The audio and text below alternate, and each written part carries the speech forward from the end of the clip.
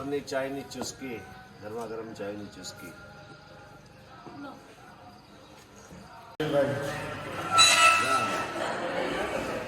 બહુ મસ્ત ચા છે ભાઈ, મંડુની ચા, મંડુની મોર્નિંગની ચા.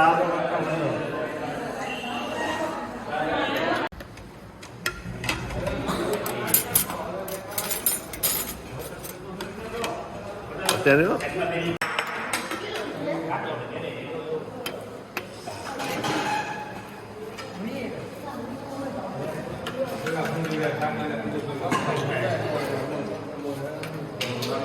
સવારનો નાસ્તો, પરોઠા.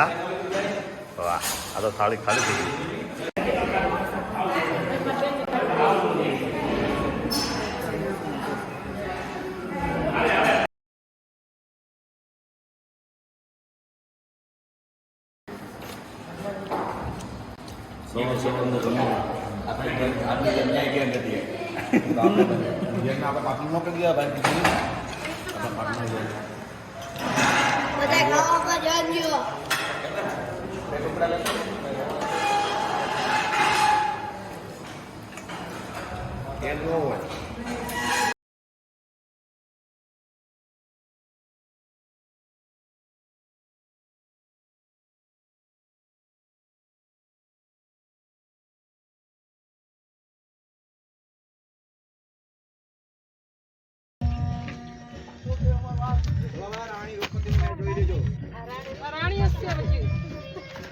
આ 2021 ફોટા પાડ્યા, આ 2021 ની રાણીઓ છે.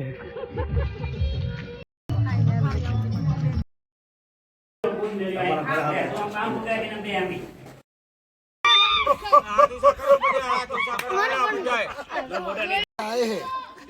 ये मांडो एक 40 किलोमीटर का पहाड़ है, 40 किलोमीटर का टापू है और इस 40 किलोमीटर के टापू के ऊपर 3 शासन हुए थे। यहाँ 12वीं सेंचुरी में 12वीं शताब्दी में परमारों का राज था। राजा भोज का नाम सुना होगा आप लोग। उज्जैन उनका निवास था। उज्जैन से केवल वो मांडू शिकार करने के लिए आते थे। उन्होंने अपने शासन काल में इस मांडो के अंदर 3 कंस्ट्रक्शन काम कराए थे। सबसे पहला उन्होंने मांडू के चारों तरफ बाउंड्री वाल का निर्माण करवाया था, जिसकी हाइट थी 15 से 20 मीटर। दूसरा 200 फीट नीचे खाई में एक बिल्डिंग बनाई थी, जहां से वो शिकार करते थे। बिल्डिंग के सामने एक पानी का टैंक बनाया था, उसमें पानी भरकर रखा जाता था। टैंक का पानी बहुत स्लो जंगलों में छोड़ा जाता था। वो पानी जंगलों में बहकर जाता था। वो पानी देखते देखते जानवर ऊपर आते थे टैंक तक, और उनको शिकार करने में बड़ी आसानी हो जाती थी। तीसरा उन्होंने मांडू में उज्जैन का एक जमीन के अंदर ही अंदर रास्ता बनाया था, 155 किलोमीटर, 155 किलोमीटर, जो मैं आप लोगों को सेकंड ग्रुप में दिखाऊंगा कहाँ से बना है। दूसरा जो शासन हुआ मांडू के अंदर, वो पेशवा का हुआ, बाजीराव पेशवा। पेशवा के साथ पवार, परमार और मराठे ये सब जॉइंट हो गए थे। तो मांडू का जो 40 किलोमीटर का बैकग्राउंड है, ये 75 किलोमीटर के बैकग्राउंड में फैल चुका था। आज इस बस्ती का जो जिला लगता है धार, उस समय इसी बस्ती में आता था। तीसरा जो शासन हुआ मांडू के अंदर, वो मुगल परेड हुआ, और मुगलों के बाद ये ब्रिटिशों की कस्टडी में चला गया था। अभी आप लोग मेरे साथ जितनी भी बिल्डिंगें देखेंगे पूरा दिन, उसमें 50% बिल्डिंग ऐसी है जो मुगल परेड में बनाई गई है, और 50% बिल्डिंग ऐसी है जो कन्वर्ट करी गई है। अभी अपन लोग जिस बिल्डिंग को देखने के लिए आए हैं, इस बिल्डिंग को रानी रूपमती मंडप के नाम से जाना जाता है। रानी रूपमती पैलेस, वो आप लोगों को देखने को मिलेगा। इस बिल्डिंग को मंडप नाम से भी इसलिए दिया गया है कि रानी रूपमती इस बिल्डिंग से 35 किलोमीटर सीधा नर्मदा नदी के किनारे एक बस्ती बसी हुई है, जिसको धर्मपुरी के नाम से जाना जाता है। वहाँ के राजा थे जिनका नाम था धर्मराज, उनकी बेटी थी रानी रूपमती। रानी रूपमती का बचपन से नियम था कि जब तक वो नारदा जी के दर्शन और पूजा नहीं करती थी, तब तक के अन्न पानी भोजन कुछ भी ग्रहण नहीं करती थी। रानी रूपमती की शादी धर्मपुरी बस्ती से 900 किलोमीटर दूर राजस्थान में एक चंदेरी करके गांव बना हुआ है, वहाँ के राजा थे मानसिंह, उनके साथ हो चुकी थी। लेकिन मानसिंह राजा ने रानी रूपमती को बहुत कम समय में छोड़ दिया था। छोड़ने की वजह यह थी कि रानी रूपमती डेली सुबह और शाम सूर्योदय और सूर्यास्त दोनों समय दर्शन करना, पूजा करना और उसके बाद में अंजन करना। राजा मानसिंह उनको चंदेरी से सुबह और शाम दोनों समय दर्शन और पूजा नहीं करवा सकते थे। चंदेरी से नर्मदा काफी दूर से बहती है, वहाँ जाने और आने में 1.5 से 2 दिन का समय लगता था, होता था तो उन्होंने छोड़ दिया था। छोड़ने के बाद में रानी रूपमती अपना बाकी का समय धर्मपुरी बस्ती के बैक साइड में नर्मदा के किनारे बना करके वहीं रहती थी, वहीं बंद करना और संगीत में अपना समय व्यतीत करना। 1523 में 1523 में इंडिया के अंदर पूरी तरह से मुगलों का शासन हो चुका था। फर्स्ट गद्दी बाबर की, सेकंड हुमायूं और थर्ड में अकबर आया। अकबर ने अपने शासनकाल में इंडिया के चारों तरफ सैनिक और सिपह सालार भेज दिए थे निगरानी के लिए। मालवा की निगरानी के लिए उसने बाज बहादुर और बाज बहादुर के पिता को भेजा था। जैसे अभी अपन इसको मध्य प्रदेश के नाम से जानते हैं पूरे एरिया को, उस समय इसको पूरा एरिया को मालवा के नाम से जाना जाता था। तो दोनों बाप बेटों ने मालवा की निगरानी करने के लिए मांडू को अपनी राजधानी बनाया था और मांडू से ही वो पूरे मालवा की निगरानी करते थे। उसी परेड में बाज बहादुर मांडू से शिकार करने निकलता है। शिकार करते करते वो नर्मदा के किनारे पहुंच जाता है।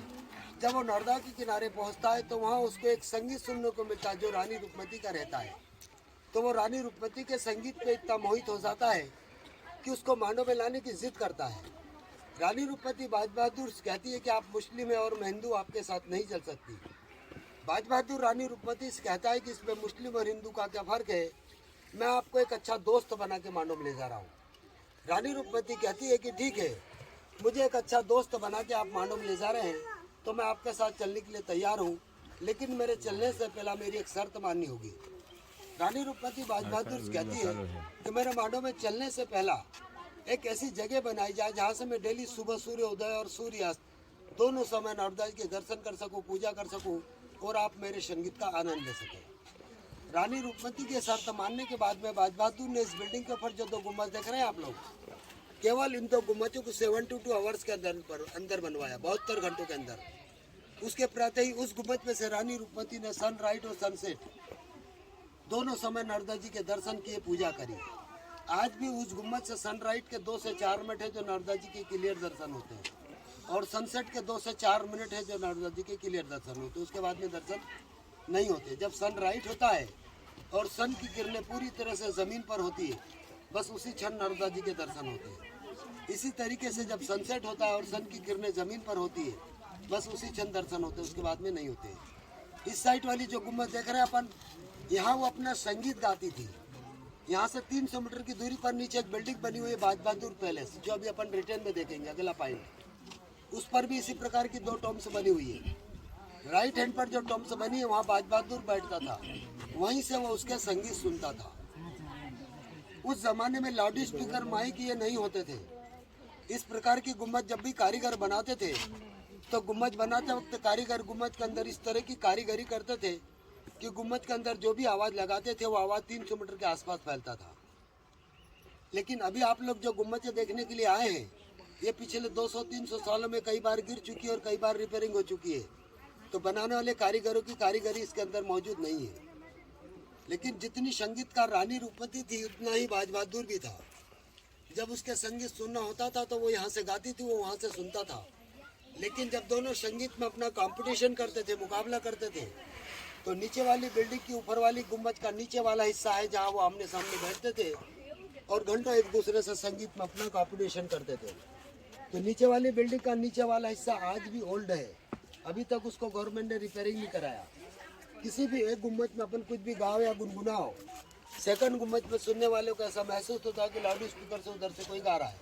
अभी भी जब अभी अपन जाएंगे वहाँ तब आप लोगों को ये देखने को मिलेगा। रानी रूपमती को बाज बहादुर मांडू में लाए तो बिल्डिंग के ऊपर केवल 2 गुम्बद बनवाई, बाकी का शेष हिस्सा 2 फ्लोर में बना हुआ है। फर्स्ट फ्लोर इसका आज भी पूरी तरह से दबा हुआ है। सेकंड फ्लोर का आधा हिस्सा गवर्नमेंट ने ओपन किया है, आधा उसका भी दबा हुआ है। हमारे यहाँ मांडू के लास्ट मांडू पर ये बिल्डिंग केवल एक छावनी के लिए बनाई गई थी, सैनिकों को रहने के लिए। सामने एक निचला हिस्सा है खाई का, जहाँ से दुश्मनों ने कई बार मांडू में अटैक करे। तो इस बिल्डिंग को केवल छावनी के लिए बनाई गई थी। बिल्डिंग में आने के लिए और जाने के लिए केवल बैक साइड से रास्ता होता था। अभी आप जिस रास्ते से ऊपर आए, ये रास्ता उस समय नहीं होता था। उस समय केवल टापू होता था, जंगल होता था और बिल्डिंग का सामने वाला हिस्सा जितना भी आप लोग ओपन देख रहे हैं अभी, ये सब क्लोज होता था।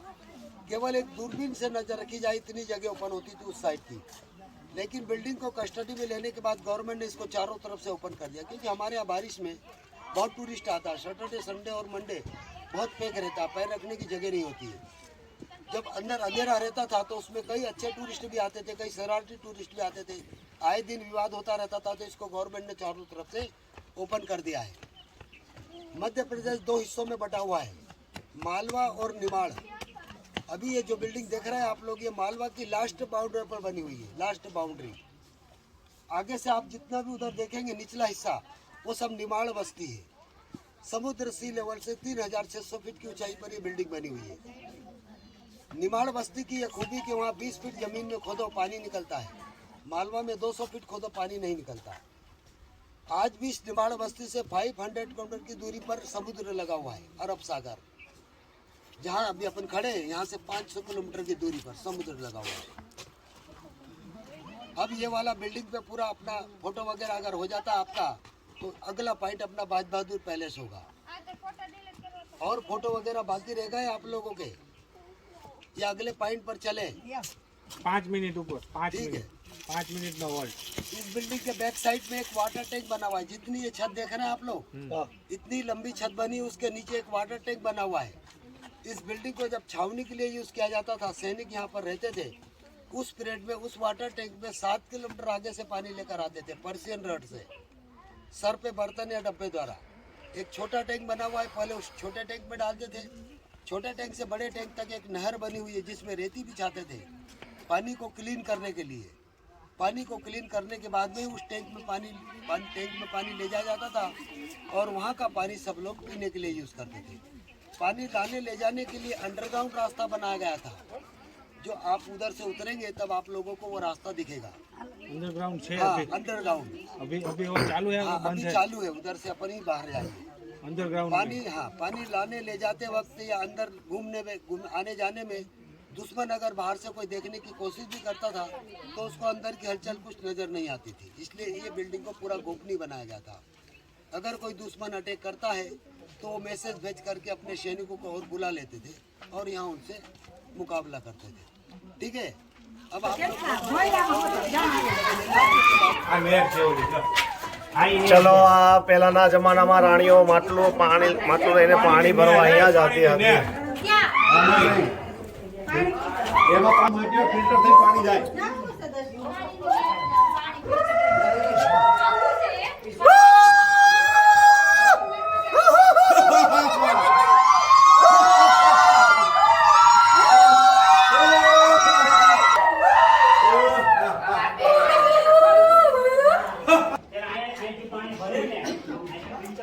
અહીંયા પહેલાની રાણી છે તે દુશ્મનોની નજરમાં ના આવે એટલે અહીંયાથી તે લોકો પાણી ભરવાનો રસ્તો છે.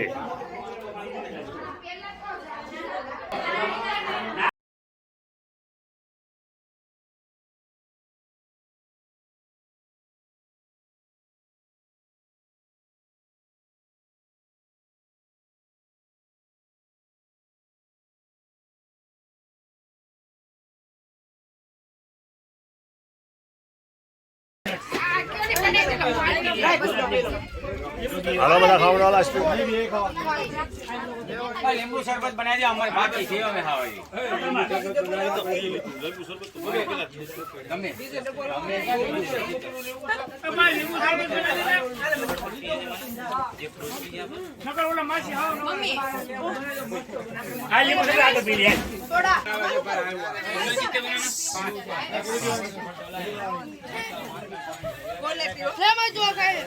એક ગ્લાસ ફટાફટ પેલા બનાવી દો.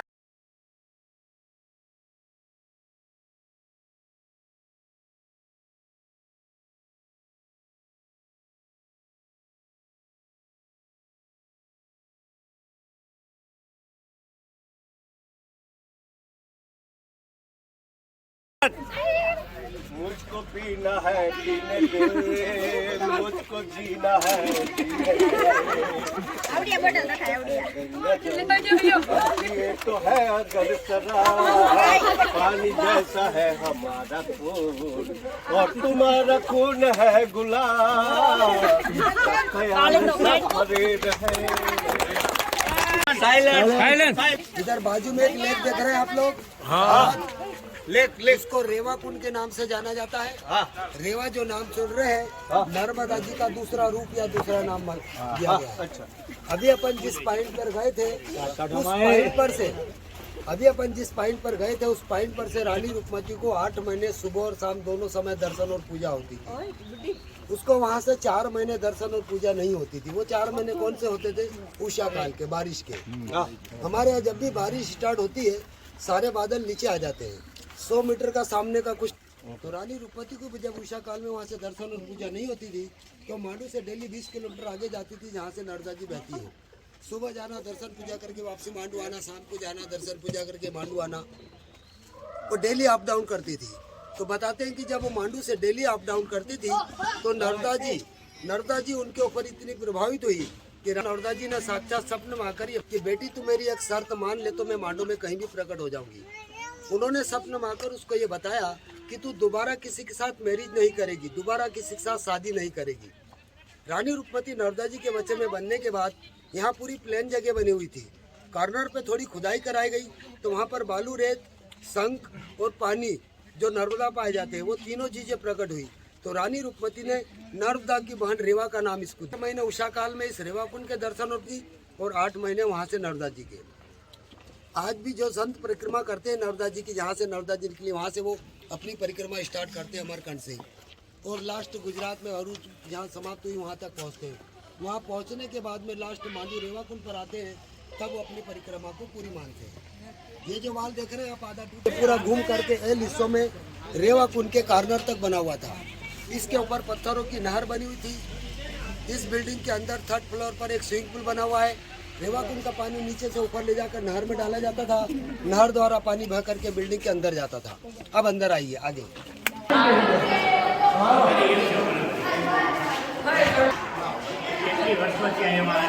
साथियों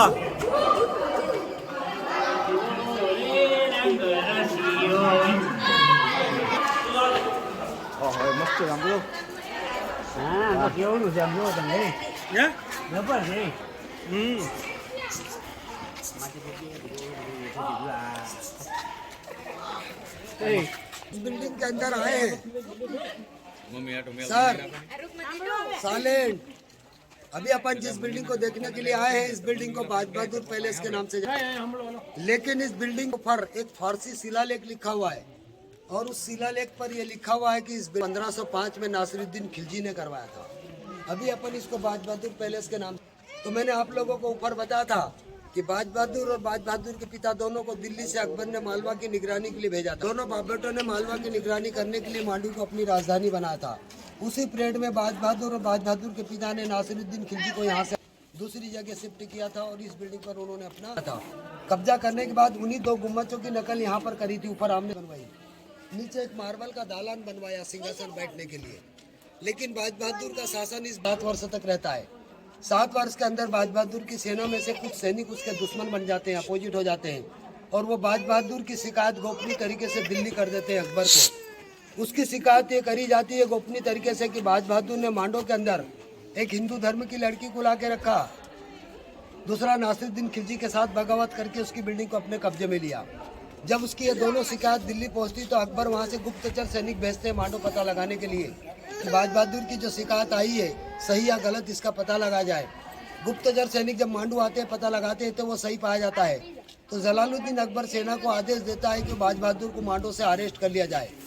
जैसे बाज बहादुर को पता चलता है कि शहनशाह ने सेना को आदेश दिया मुझे अरेस्ट करने का, तो वो सेना के पकड़ में नहीं आने से पहले दिल्ली पहुंचने की कोशिश करता है कि मैं उनके सामने पहुंच करके डिटेल में सारी बात सही बताऊंगा। तो मांडू के अंडरग्राउंड रास्ते से प्लान करता है जो 400 किलोमीटर आगे निकलता है, भोपाल के पास शाजापुर सारंगपुर के बीच में। लेकिन कुछ सैनिकों को अंडरग्राउंड रास्तों के राज मालूम थे। अरेस्ट करने वाले सैनिकों को राज बता दिए जाते हैं। अरेस्ट करने वाले सैनिक पहले से ही जाकर वहाँ खड़े हो जाते हैं जहाँ ये निकलने वाला रहता है। जैसे ये वहाँ निकलता है इसको चारों तरफ से घेरा डाल करके वहाँ अरेस्ट कर लिया जाता है और वहीं से फिर सैनिक खबर भिजवाते हैं दिल्ली कि बाज बहादुर को हम मांडो अरेस्ट करने के लिए गए थे लेकिन वहाँ हमारे पकड़ में नहीं आया, वहाँ से उसने पलायन किया, वहाँ से वो भाग चुका था और हमने उसको फलानी जगहों से अरेस्ट किया है। जब उसकी ये खबर सुनते हैं अकबर तो सेना को वो आदेश देते हैं कि जहाँ उसको पकड़ा है वहीं पर उसको सूली पर चढ़ा दिया जाए। तो भोपाल के पास शाहजहाँपुर और सारंगपुर के बीच में एक लेक बना हुआ है उस लेक के किनारे ले जाकर उसको सूली पर चढ़ा दिया जाता है। जब रानी रूपमती को पता चलता है कि बाज बहादुर को शहंशाह ने अरेस्ट करने के बाद में सूली पर चढ़ा दिया है, तो वो भी अपने रहने के महल में जाती जहाँ बाज बहादुर ने उसका रहने का बनाया था। वहाँ जाती, वहाँ जाने के बाद में अपने अंगुली में से हीरा चाटकर सुसाइड कर लेती, हीरा जिसमें सल्फाज होता है पाइजन। तो उसकी डेड बॉडी को भी यहाँ से ले जा करके बाज बहादुर की समाधि के बैक साइड में उसकी समाधि बनाई जाती है। दोनों की समाधि आज भी वहाँ बनी हुई है, भोपाल के पास शाहजहाँपुर और सहारनपुर के बीच में एक गुम्बद बना हुआ है। गुम्बद के अंदर दोनों की समाधि है। मैंने आप लोगों को ऊपर बताया था कि रानी रूपमती वहाँ से गाती थी, बाज बहादुर यहाँ से सुनता था। और जब दोनों कंपटीशन का नीचे वाला हिस्सा जहाँ वो आमने सामने बैठते थे और घंटों एक दूसरे से संगीत में अपना कंपटीशन करते थे। इतने बड़े संगीतकार थे कि संगीत का जो सम्राट था तानसेन, वो भी मांडू आया था इन दोनों के बीच में संगीत में हिस्सा लेने के लिए। तो दोनों में से एक राग दीपक जानता था और एक राग मल्हार। जब जाकर के यहाँ दोनों वो कंपटीशन करते थे। तो पहले मैं आप लोगों को कुछ टूटा फूटा सुनाता हूँ, उसके बाद में आप में से कोई बढ़िया गाने वाला होगा तो वो गाएगा और बाकी लोग सुनेंगे। ठीक है, आइए। जहाँ बैठते थे कंपटीशन करते थे, आप इधर भी एक साइड हो जाइए और साइलेंट रहना है सब लोगों को। इस साइड में हो जाइए सब लोगों को, साइलेंट रहना है। ठीक है, एकदम साइलेंट, एकदम साइलेंट। एकदम साइलेंट। इधर जाइए अंदर, सर अंदर, वहाँ से आएगा क्लीन आवाज अंदर से।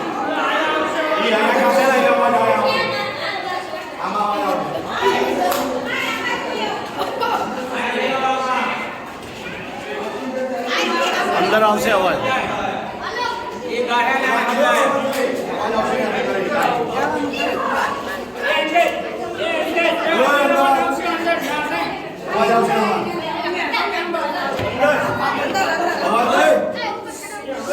घासियन आवाज नहीं आओ से।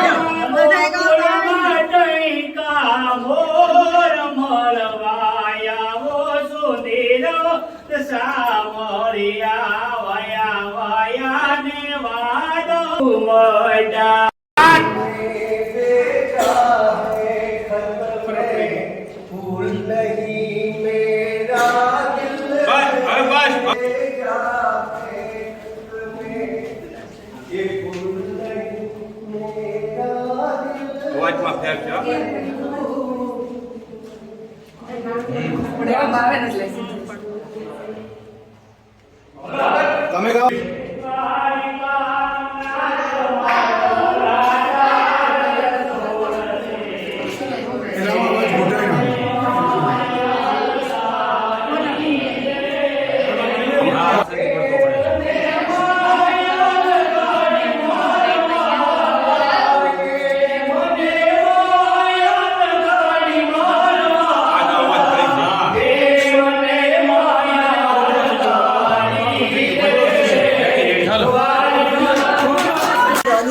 के केवल संगीत सुनता था। वो जो सामने गुम्बद है वहाँ से रानी रूपमती केवल गाती थी और ऐसा कोई रोज का ही काम नहीं था उनका। ये उनके मूड के ऊपर था कि जब उनका मूड एंजॉय करना हो तो वो गाती थी और वो सुनता था। आप लोग ये बस समझाना पड़ता था और बात बहादुर को सुनना पड़ता, नहीं कि ऊपर डिपेंड करना था। इधर बाजू में एक पेड़ देख रहे हैं आप लोग, ये हमारे मांडो का बहुत एक फेमस फ्रूट है, और इसका फ्रूट नहीं है, ये यूरोप कंट्री का फ्रूट है।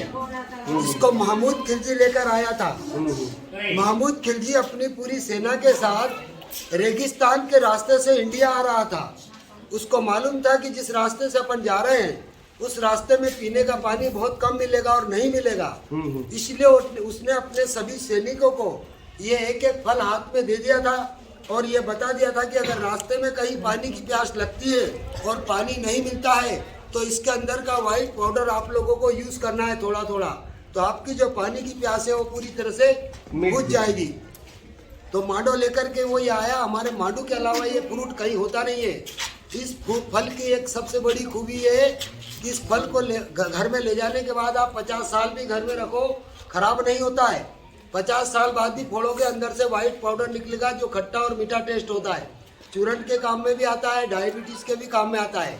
और इतने मोटे तने होते हैं इस फल के कि जहाँ ज़्यादा होता है ये, वहाँ के जो आदि मानव लोग रहते हैं इन पेड़ों की तनों में अपनी कुटिया बनाकर रहते हैं। आज भी ऑस्ट्रेलिया में इतने मोटे तने का एक पेड़ है कि उसको प्रशासन ने ब्रिज बना रखा है, नीचे से गाड़ी आती जाती है, ऊपर पेड़ लगा हुआ है और फल लग रहा है। उसको ऑस्ट्रेलिया में बाओबाओ के नाम से जाना जाता है और अपने यहाँ इसको पुरासानी इमली के नाम से जाना जाता है। पेड़ पे पूरी तरह से पका हुआ फल की क्वालिटी सबसे अच्छी होती है, जो लेने पर अंदर से आवाज आता है पूरा पाउडर और बीजे का। शरीर के अंदर जैसे गर्मी हो जाती है, मेडिसिन वगैरह लेकर के लेते रहते हैं तो इसका शिकंजी एक पाउडर चम्मच और एक गिलास पानी में 8 दिन 15 दिन या महीने भर अगर आप लोगे तो शरीर की जितनी भी आपकी गर्मी है वो सारी बाहर हो जाती है। ये इस फल की खूबी है, ठीक है। वो सामने वाला जो गुम्बज है वो उसकी नकल करी थी उनने। थर्ड फ्लोर वाला हिस्सा है जो अपन अभी देख रहे हैं, इसके फर्स्ट फ्लोर का एक गेट का उधर सामने बना, जो आगे वाला पेड़ देख रहे हैं, आगे वाला पेड़ बड़े वाला, उस पेड़ के वहाँ पर इस बिल्डिंग के फर्स्ट फ्लोर का एक गेट दिख रहा है जो अभी बंद कर रखा है। अच्छा। इधर बाजू में जो बगीचा देख रहे हैं अमरूद का, ये छत के ऊपर लगाया गया। रेवापुर की थोड़ी खुदाई हुई थी, वहाँ की मिट्टी निकाल करके यहाँ डाल दी, पौधे लगा दिए और बगीचा तैयार हो गया। छत का तो आपको नीचे वाला हिस्सा पूरा क्लीन दिखेगा। देखा 7-7 फीट के लोहे के गेट भी लगाए, लेकिन वो सब बंद हो गए। आप जो बोल रहे हैं फर्स्ट फ्लोर अंदर है, तो पूरा फ्लोर अंदर जाके देखने मिलेगा कि नहीं? बंद है। तो कैसे पता चलेगा फर्स्ट फ्लोर अंदर है? अभी दिखाता हूँ मैं। फोटो शूट कर लो, बाद में हम वहाँ पे जाएंगे। હેલો દોસ્તો, તો હવે અમે જઈ રહ્યા છીએ જહાજ મહેલ, જે ખૂબ જ સુંદર નજારો છે।